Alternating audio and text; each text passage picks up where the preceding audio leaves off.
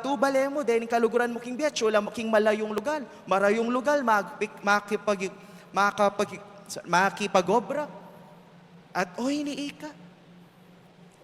ika, ilaring isipan mo, ilaring pakibalak mo.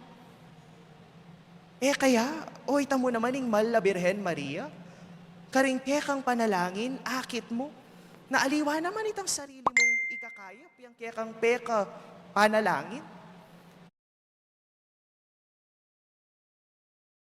Kang kaluguran king bie, dening kekang kapamilya, dening kekang kakaluguran, itang ikakayap da, yang kekang peka panalangin, ikang peka panghawakan.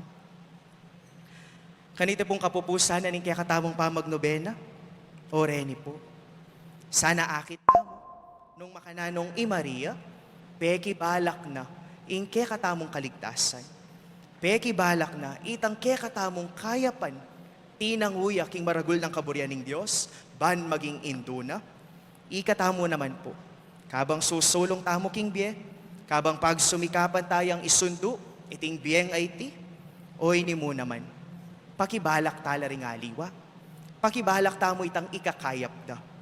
Imbis na igutan tala pababa, imbis na kasiran, ing kekatamong angarin para karela, imbis na itang ikakarokda, ing kekatang pagnasan para karela, sana po, itang ikakayap da.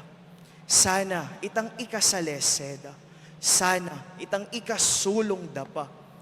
Uling, itamo naman pala, kapit-kapit tamo, hawak-hawak tayong aakyat patungong langit.